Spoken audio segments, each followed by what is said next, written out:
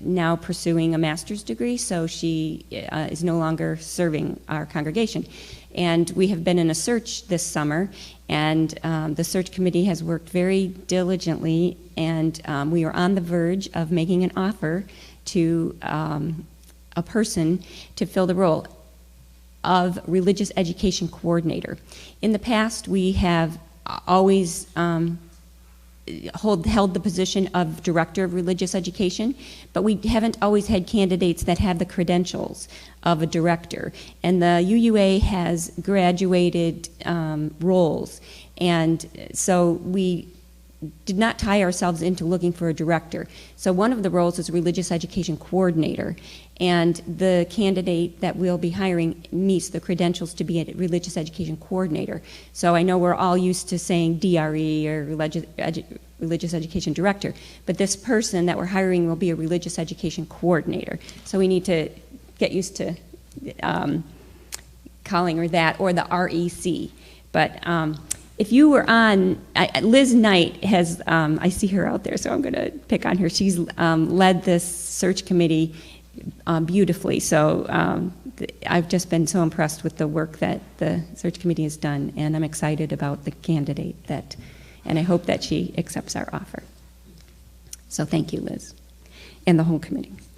All right, what else? I know of one other announcement that I'm going to turn over to Daniel Church to tell us about.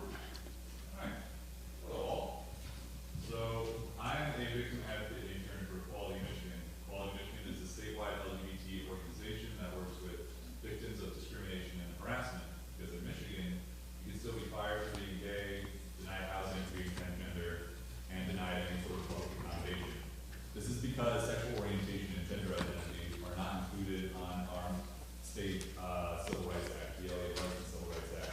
So what I have is a petition card and we're going to take these to Lansing, September 12th, to sort of show legislators these big boxes of just like, this is how many people in Michigan want this thing amended, do it. So after the service, I'll be in Adams Hall with a pen and a stack of these. So thank you. Are there any other announcements I am not aware of? Betty. Some of you forgot some of your utensils from the picnic, and thank you all that did attend the picnic. I think it was very successful. I know I had a lot of good food to eat.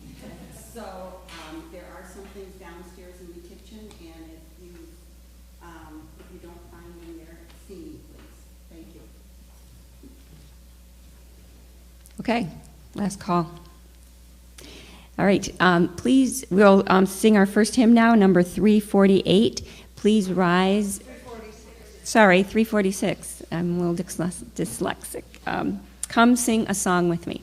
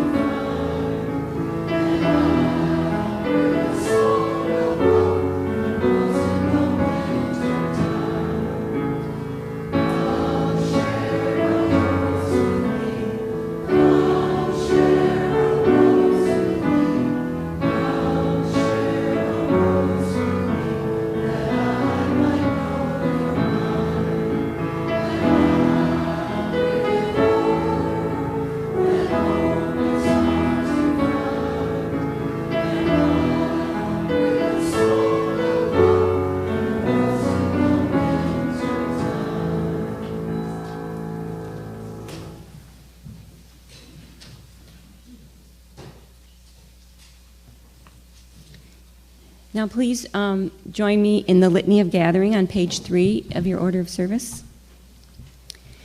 This is our sacred time and space. To renew our spirits, to explore the mystery, and to share our joys and sorrows. With you I find strength. Together become bound by love and respect. With me you can share your deepest self. Together we learn to understand and to forgive. We share triumphs. And they inspire. We share failures. And we share our human nature. We share joy. And it multiplies. We share sorrow. And it begins to lessen. Please come forward and share any personal, brief joys or sorrows that you'd like to share with us this morning, and you may also light a candle.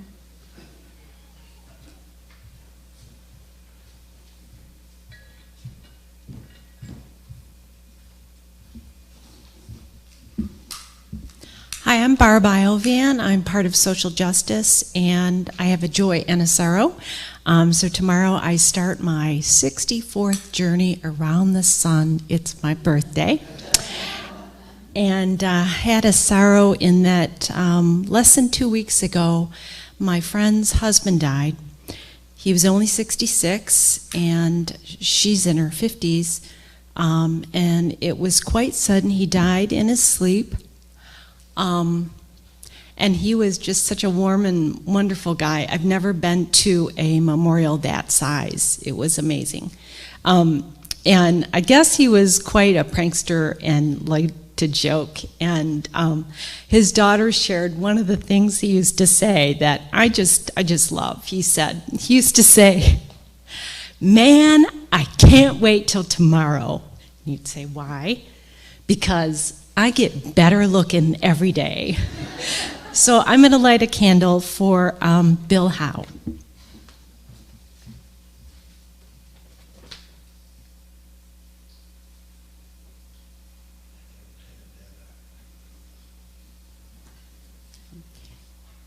So I guess we have no others. Barb, will you light one last candle for the unspoken joys and sorrows among us? May these lights remind us of community and the mission of this congregation. And now it's time to take our offering. And if you are visiting us for the first time, please consider yourself our guests. You are not expected to contribute to this offering. Many of our members do make their financial contributions via checks or electronically. But if you are making a cash donation today and want it to be counted against your pledge, make sure you use the envelope and put your name on it. And join me in the words of offering on page 4. We give generously to support this church where love, justice, and equality inspire our acts of service and compassion. We dedicate these gifts to all that we stand for within the Unitarian Universalist tradition.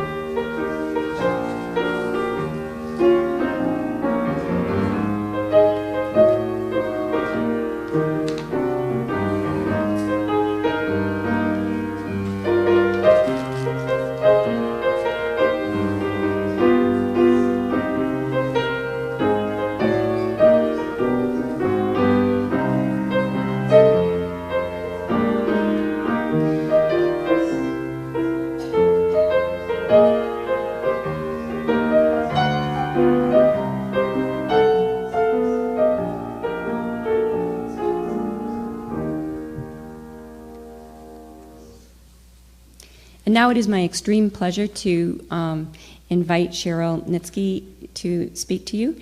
She is the founder of Good Energy, LLC. The website is on the cover of the order of service if you want to find out more information about it. She is an energy alchemy teacher. She has been an energy alchemy teacher for more than 30 years. She practices shamanic energy work and customizes her golden mind meditations and philosophies to support her clients' wellness. Sheryl offers easy-to-apply spiritual life tools and tracks the energetics underneath the client's stories, supporting their most optimized intentions in becoming realities. She helps business leaders align with purpose and reshape their lives to increase clarity and deepen relationships with themselves, others, and their organizations. She's presented on Sir Richard Branson's Necker Island for thought leaders and for the Gates Foundation's teacher leaders. Sheryl has supported family wellness programs on Grand Cayman Island and has facilitated American and European business teams in collaborative visioning, spiritual negotiations, creating a purpose-driven team, and personal development. She's also an award-winning literacy consultant who's supported best-selling authors in writing their next books, and a former senior faculty member of the Four Winds Society's Healing and Light Body School, wherein she trained and mentored hundreds of global shamanic energy medicine practitioners. In the past few years, she's been honored to support CEOs, their families, and teams all over the world. So I don't think she sleeps, but please welcome Sheryl Netsky. Thank you. So Barb, you're right, I don't sleep as much as I need to. But before I started doing much of this, I actually was a teacher in this community. I taught at 2 of the high schools here in Farmington. And I taught English, which means that I've read a lot of poems, and I love poetry. When I chose this reading for today, this poem that I'm going to be reading is called Kindness. It's by Naomi Shihab. And it's my favorite poem. And when I was preparing to talk today, I did a little research, and I found out the story of how this poem came to be. And it was totally relevant to what we're going to be discussing today. So I wanted to share the story with you before I read the poem. Naomi Shihab was on her honeymoon in 1978 in Colombia with her husband Michael. And although they knew that it was kind of a dangerous place to be, there were drug smugglers and so forth in the country, they still had this optimistic sense that everything would be okay. Until they were on a bus and they were robbed at midnight. Everything was taken, their traveler's checks, their cameras, their money, their passports, everything. And there was an Indian man who was killed. And there was the sense that it could be them next. Fortunately, that didn't happen. They got back on the bus, and the bus driver took them to the nearest town. But there they were with no money in a foreign land, having just been really deeply betrayed. Has anyone ever been robbed, had a theft of some sort? There's a feeling that comes from it that it's like a piercing of an innocence in a way.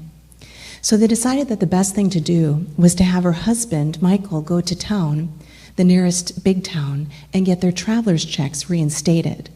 But that meant that Naomi was going to be left alone with no money, no place to stay, no passport, no traveler's checks in this little unknown town.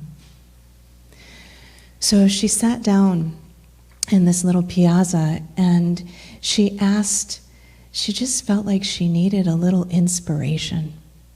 And she realized that in her back pocket, the only thing she had left was a little notebook and a pen. And this poem came out in that moment.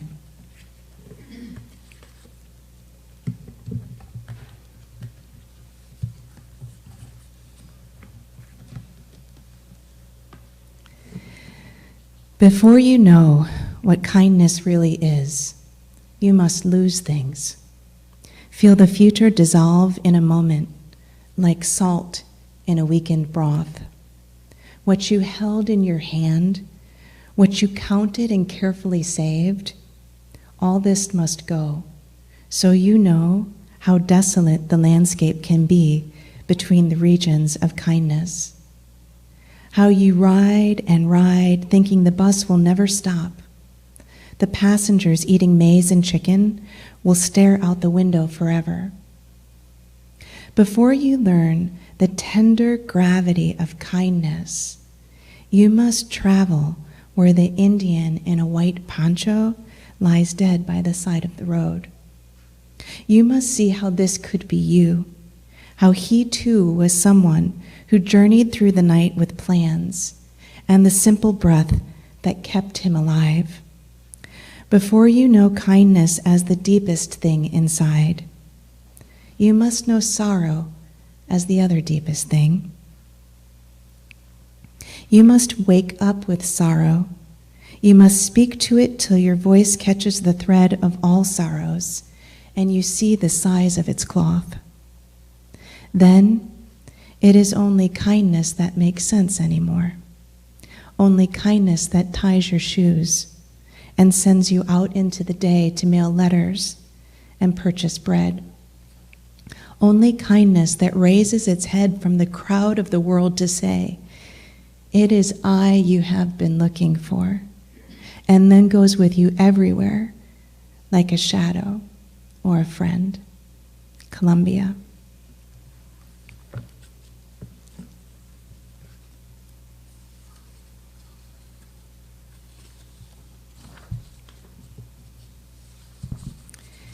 We're going to be moving into a moment of silence.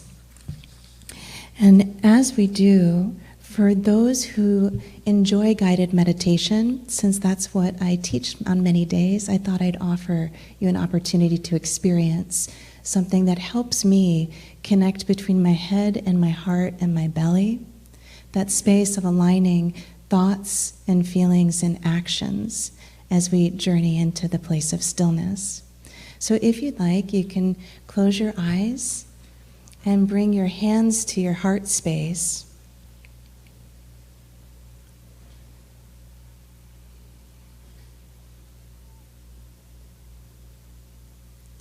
And begin to bring your attention to your inhales and your exhales. What if there is no separation between you and the center of your heart?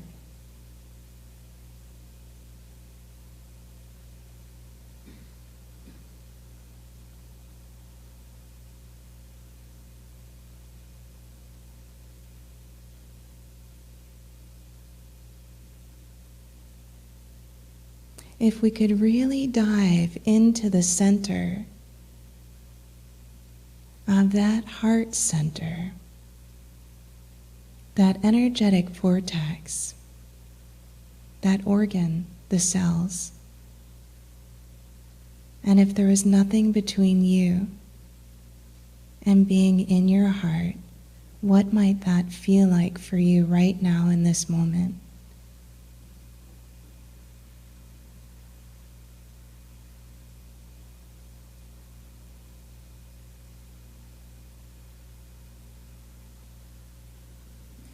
Begin to bring your awareness to the forehead space, the area that's known as the third eye, which is in the forehead but in the center of the head. What if there's no separation between you and your third eye? This place where it's said that we can see things beyond that which we could normally see, that we can know things beyond that which we could normally know.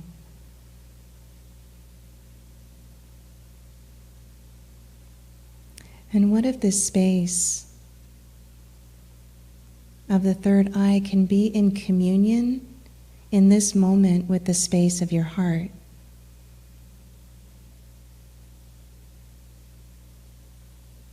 Nice. Bringing the awareness to the belly space.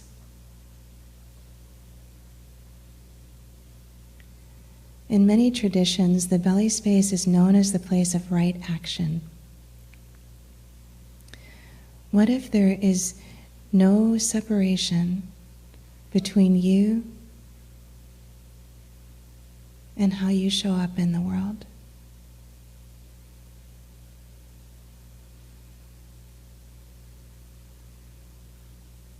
And what if this space is deeply connected to the heart space the space that in some traditions is known as right loving, and the head space, that third eye space, clear seeing, clear loving, clear action. If you'd like, feel what that feels like.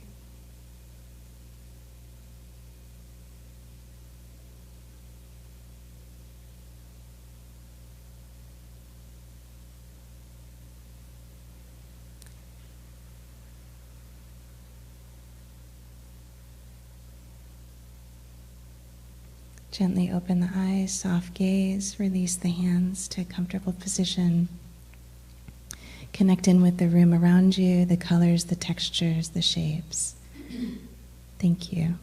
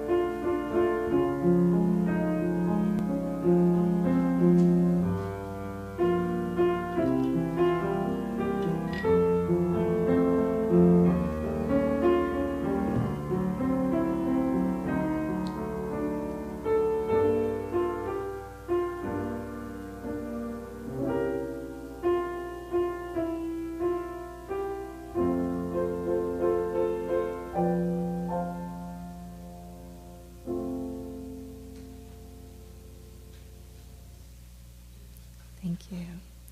That was beautiful. So when I chose this topic of the courage to trust, my number one intention was to share and perhaps even inspire the courage to trust our own knowings, to act from our knowings, and to show up more trustworthy with others. My intention was also to really figure out something new for myself about what is this trust thing and what does it take? When do we trust people? When do we know that somebody's trustworthy? How do we trust ourselves to be trustworthy in all our relations?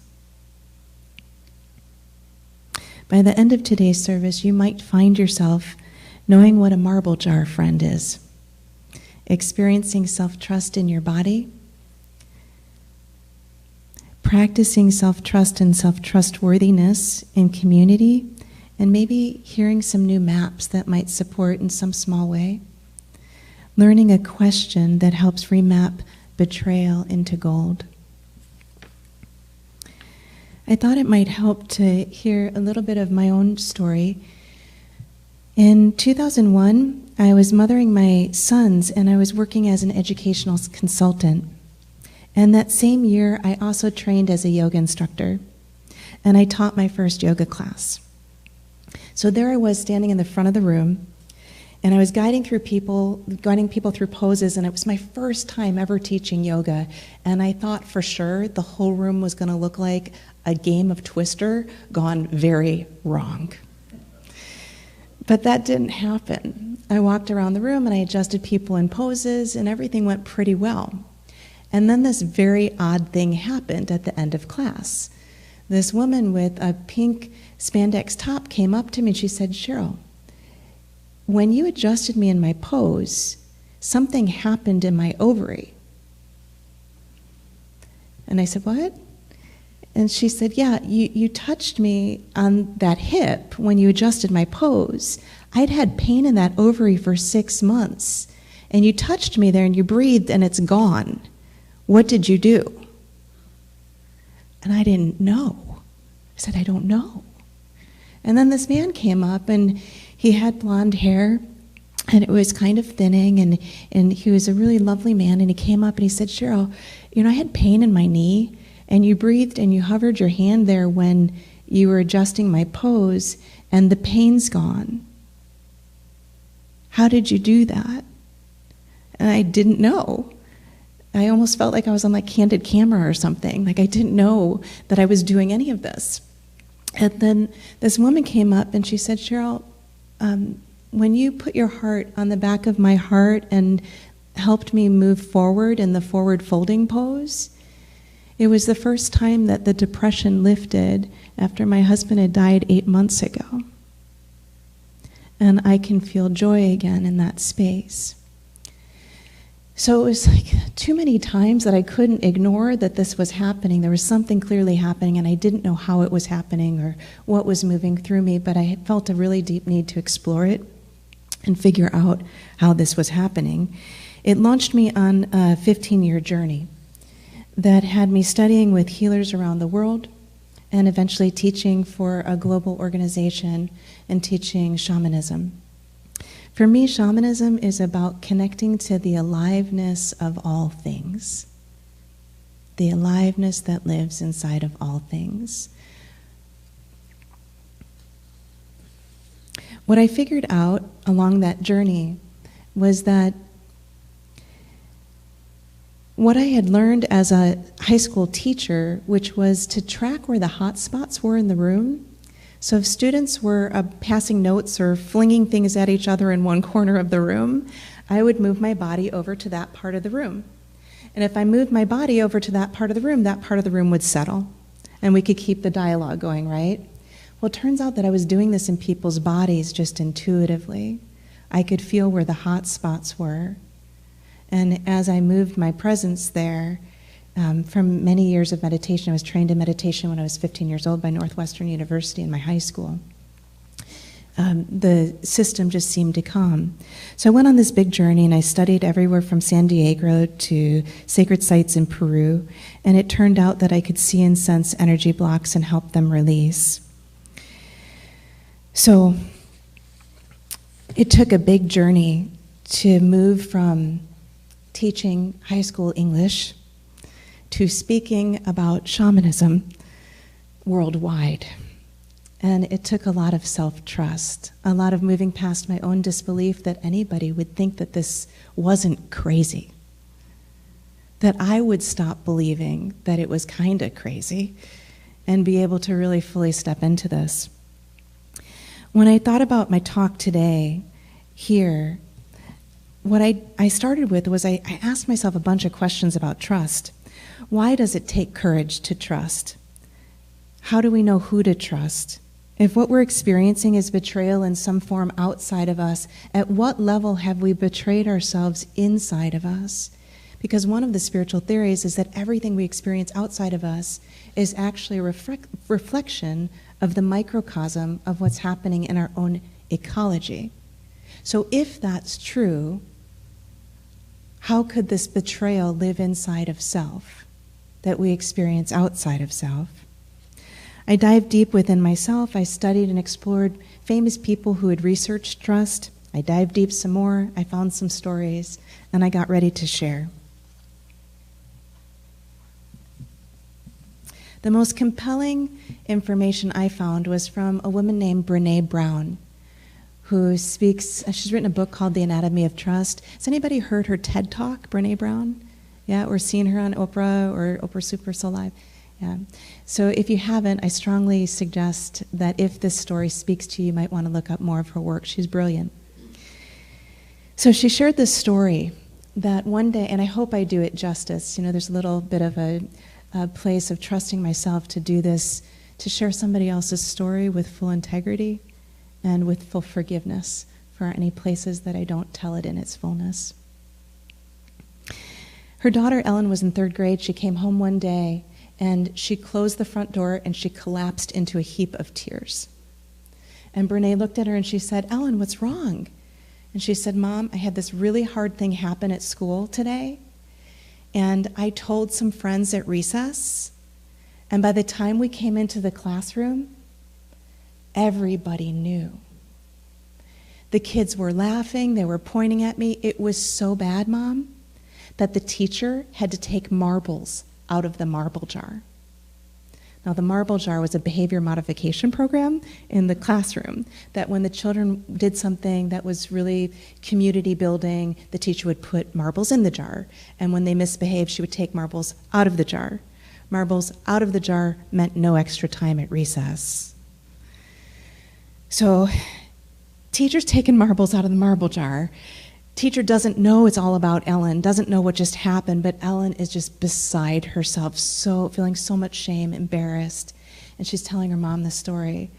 And she looks up at her mom and she says, "Mom, I am never going to tell anybody anything ever again." And in that moment, Brene's first thought was, "Darn straight you're not. You don't tell anybody anything. You just tell your mama." Except she didn't say darn. She said something else. And then she realized, hold up a second, sister, that place of this is my 3rd grader. I have a 3rd grader who's going to go out into the world and feel like nobody's trustworthy.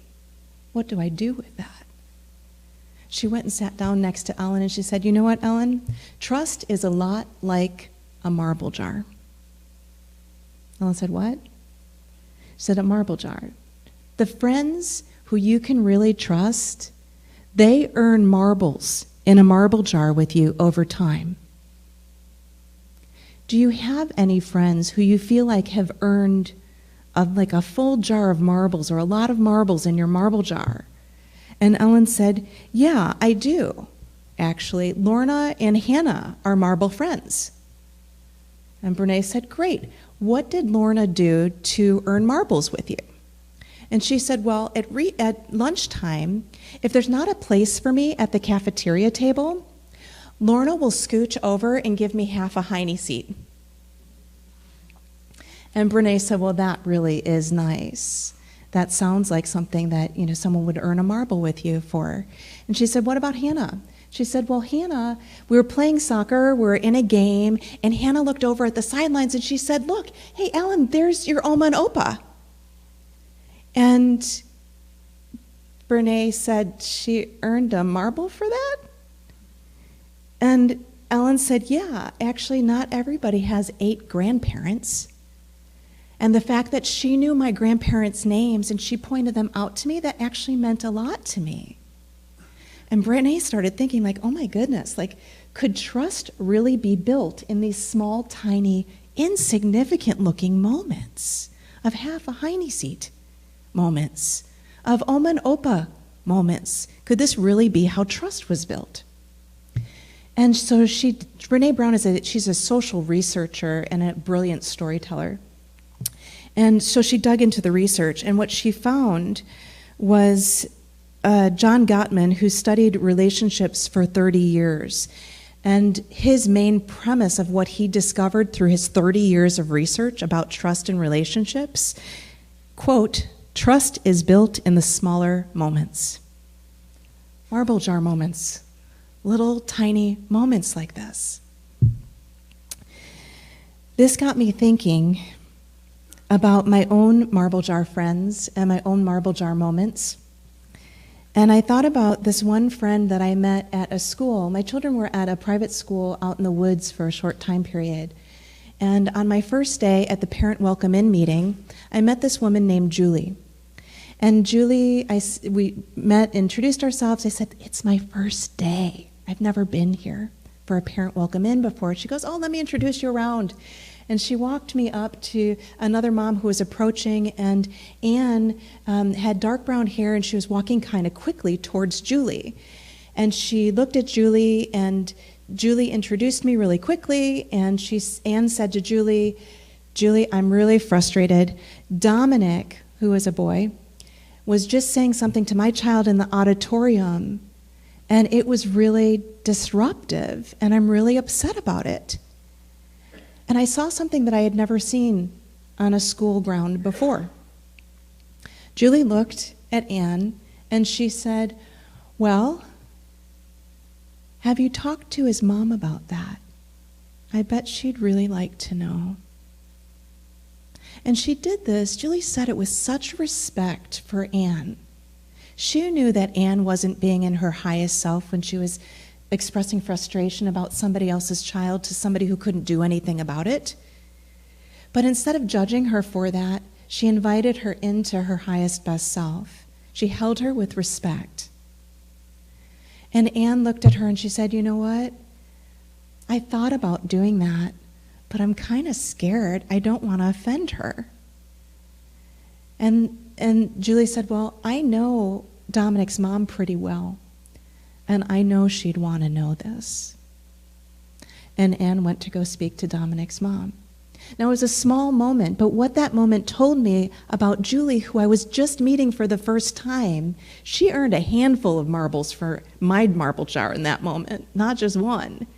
Because what did I know? I knew that she was not going to throw me under the bus, right?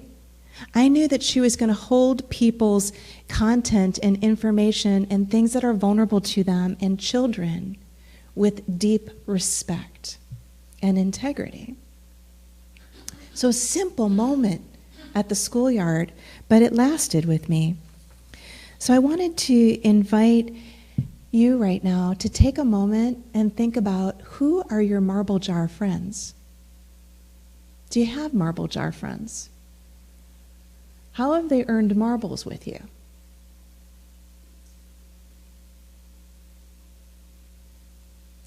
If you were going to write one of your marble jar friends a thank you note after today's service, what would you thank them for?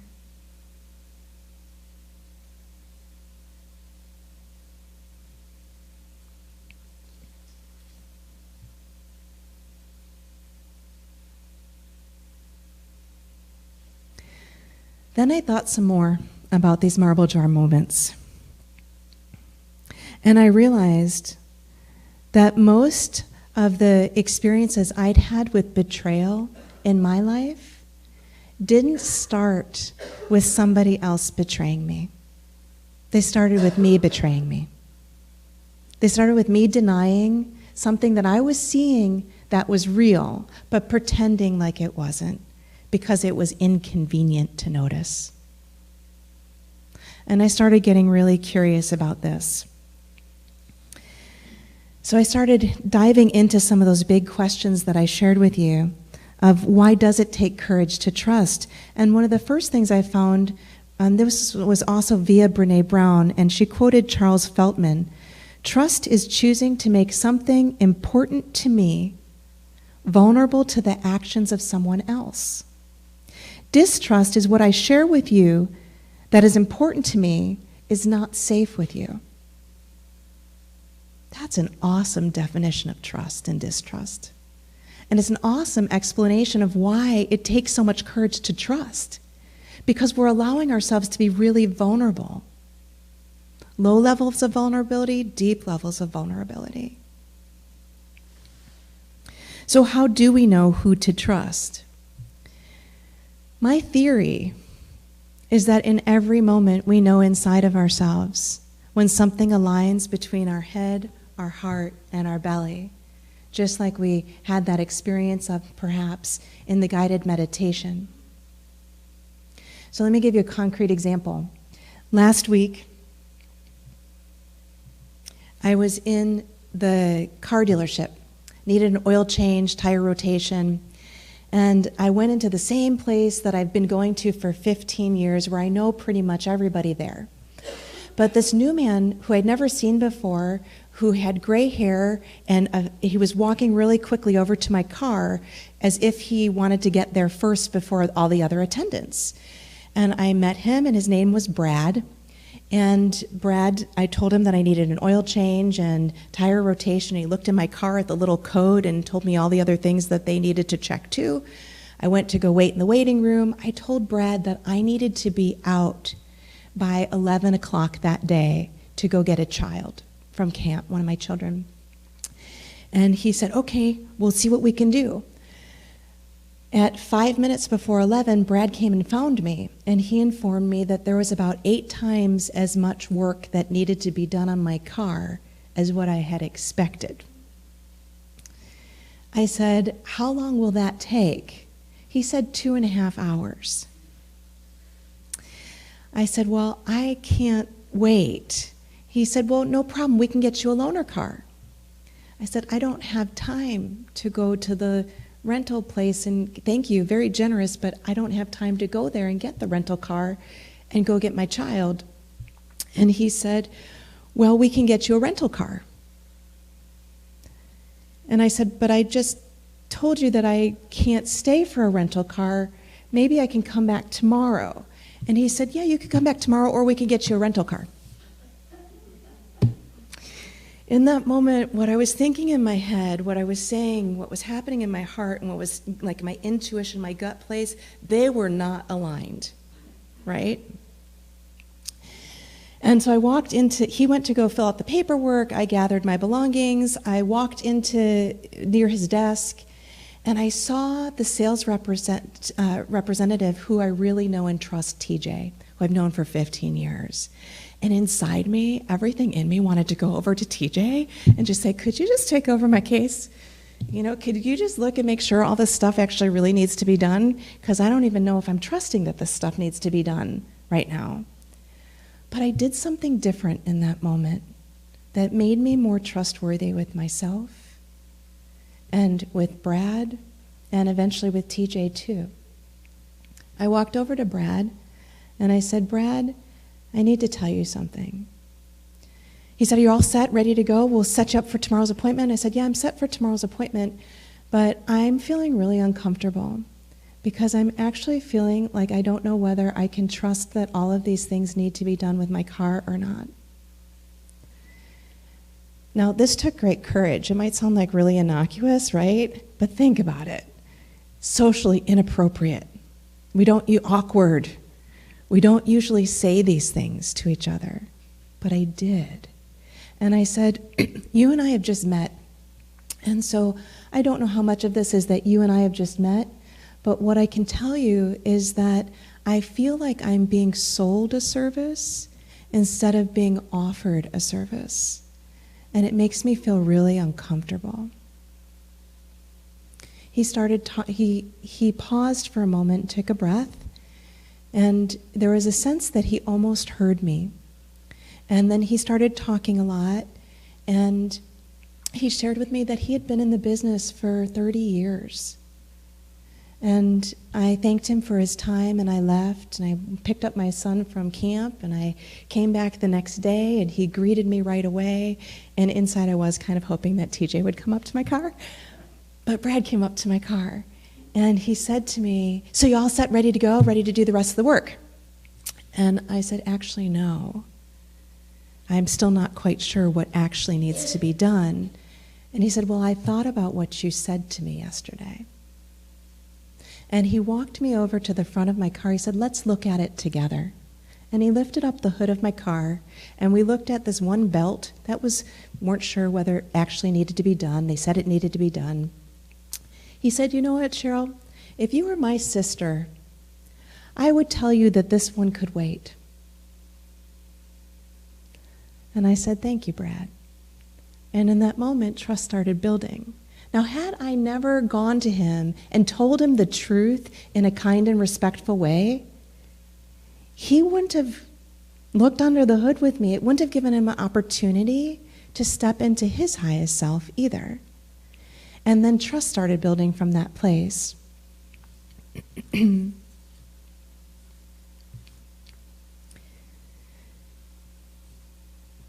I also reflected on how the culture of that whole auto shop is all about providing service, not selling people things they don't need. Had I not said that to him, Brad might have lost the job.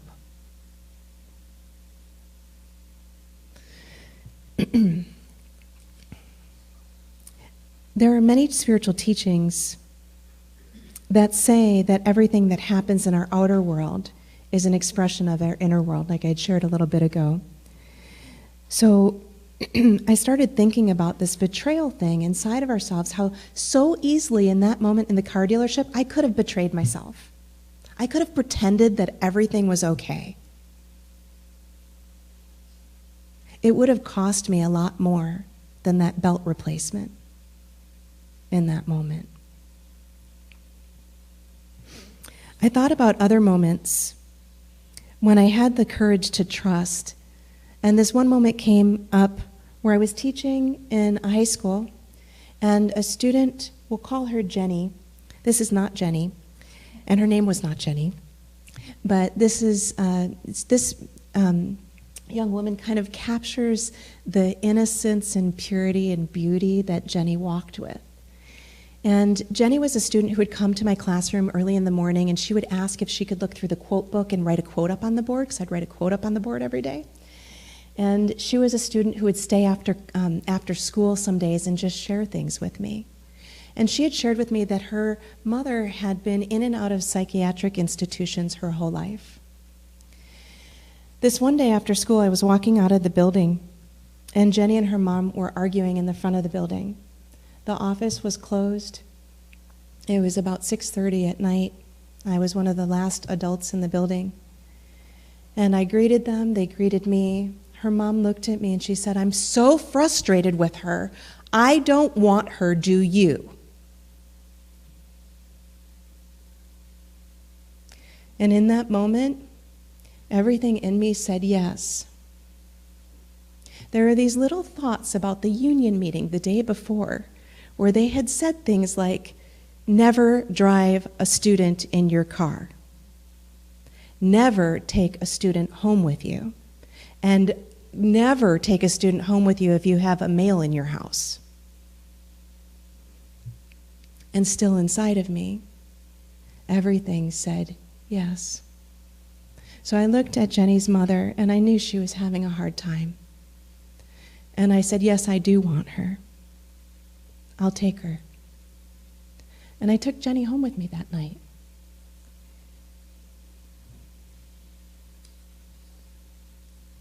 Years later, Jenny became a teacher. She studied education, and she wound up becoming the teacher of one of my children. And she wound up changing my child's view on what school could be like. She taught him how to code computer in elementary school. And she wasn't just my child's favorite teacher. She became the favorite teacher of many children. She now presents nationally.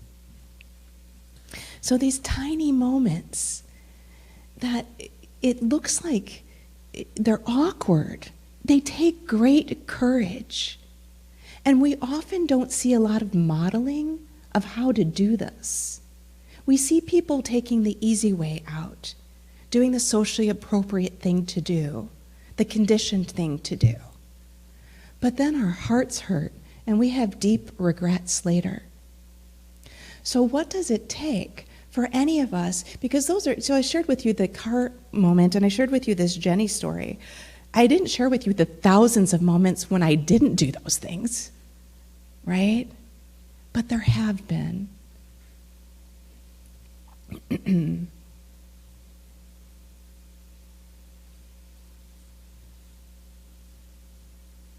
What I'd like to invite us to do right now is to come back into our heart spaces.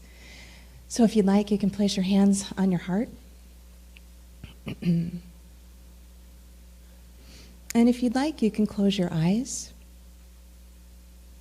And I'd like to invite you to call up a moment when you just knew something. You just knew what the right thing to do was. You knew what true north felt like inside your heart space.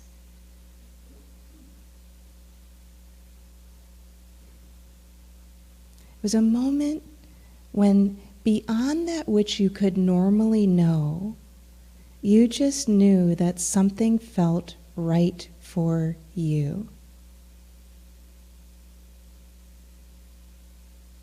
How did you know in that moment? What did it feel like? What did it sense like? What did it sound like inside of you? What did it look like? What did it smell like in that moment? What did it taste like in that moment? If you'd like, imagine that you can plant the seed of that wise counsel knowing as it lives inside of you, inside your heart space, so that you can call upon it, water it, feed it, grow it as often as you'd like. Gently open the eyes.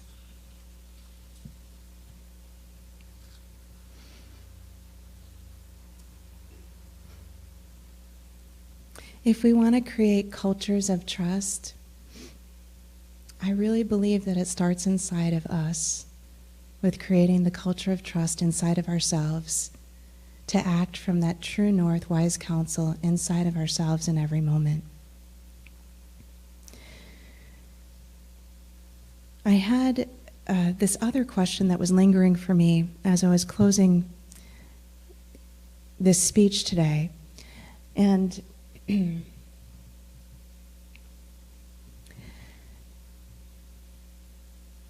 it was, what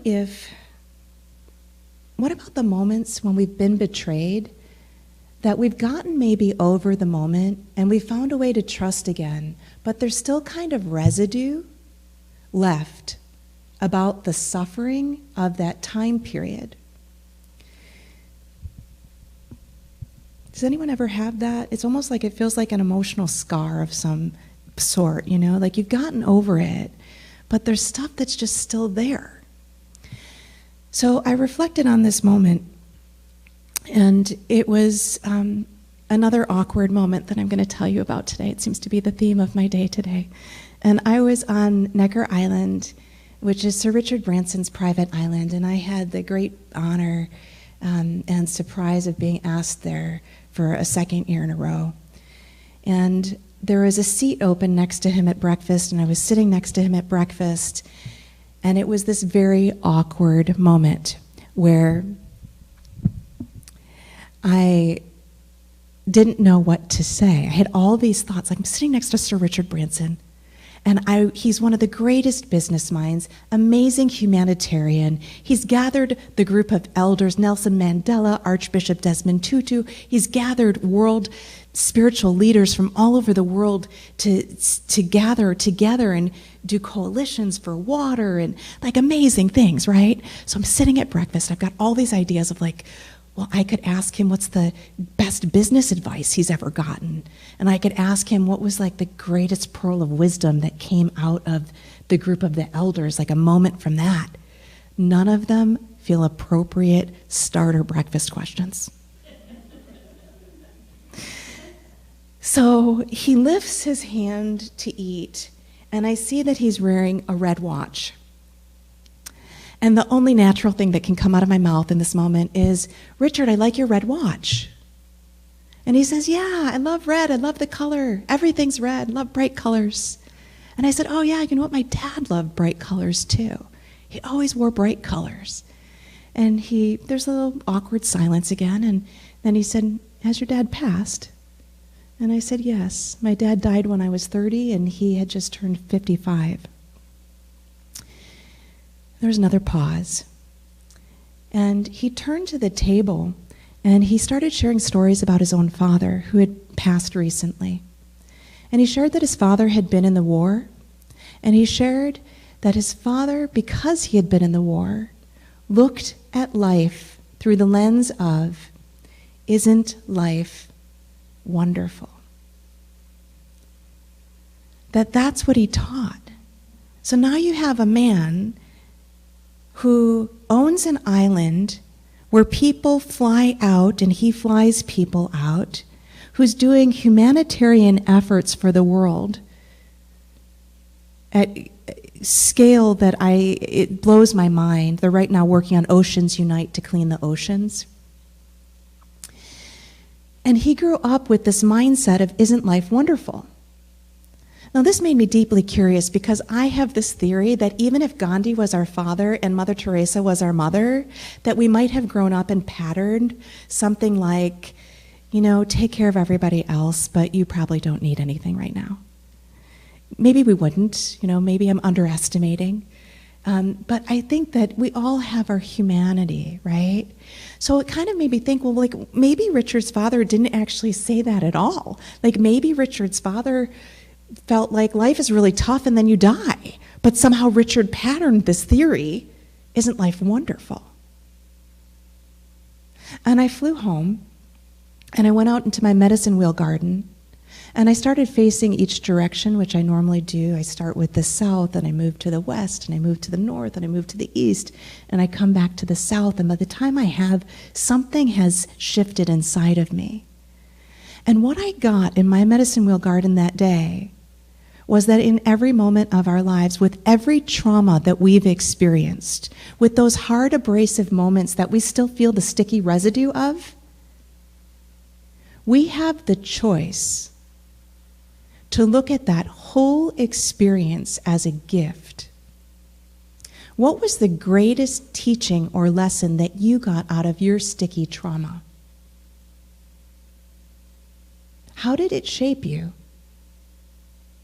Who did you become because of it? At your highest and best, who did you become because of it? How do you treat other people because of that moment?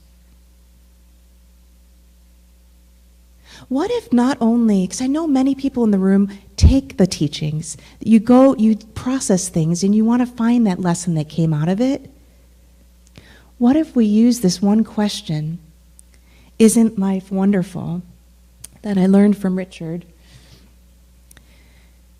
What if we take this one question, isn't life wonderful, and we use that to kind of shed the suffering around that moment? What if that moment in time, that trauma, only happened so that you could learn this lesson? And what if it actually arrived in the easiest, most pleasant way that it could have, but that's actually what it took for each of us to get the lesson of that moment? What if everything's been a gift in our life?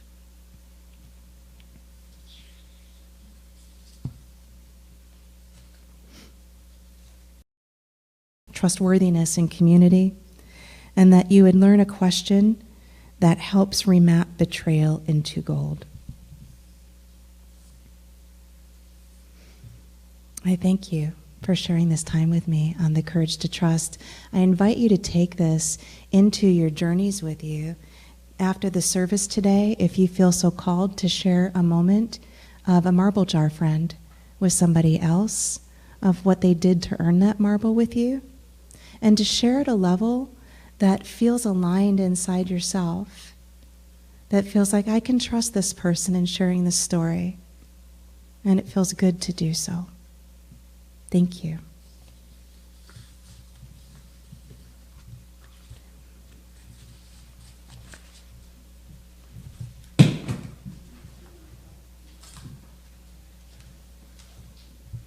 Thank you, Sheryl. That was wonderful. Now we'll sing our final hymn, number 108, My Life Flows On in Endless Song. Please rise as you are willing and able.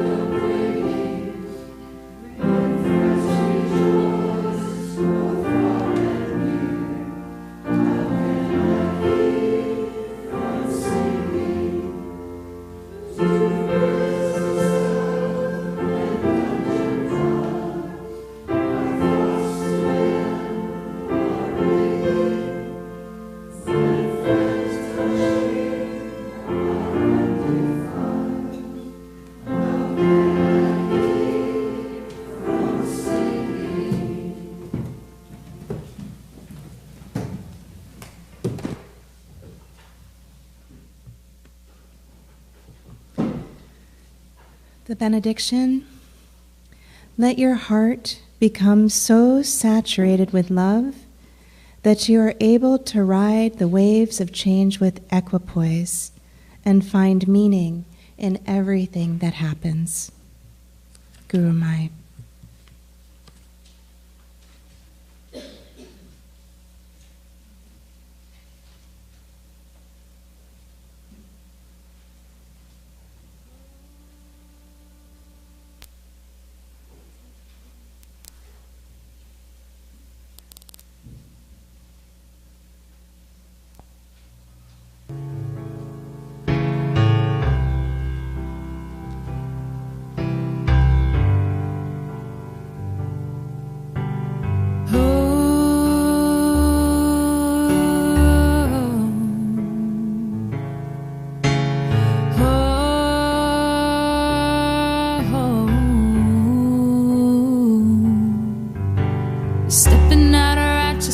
Recognizing oneness, no separation of you and I, of that of this. We are playing one game, everyone wins the same. I allow all things to exist today. I allow all things to exist in their own way. I exist in my own way, and I am a powerful creatress living in the matrix, source of all wisdom in this bliss kingdom. We will all manifest, we will all rise, raising our consciousness, opening our eyes.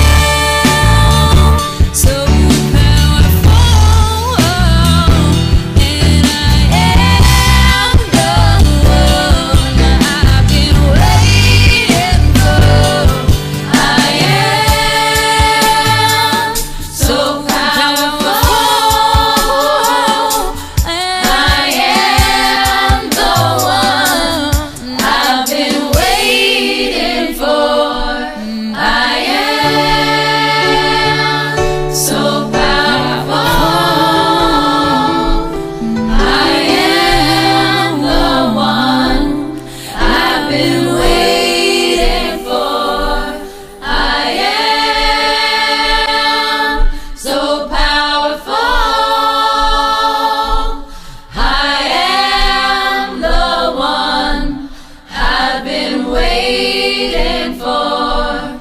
I am so powerful. I am the one.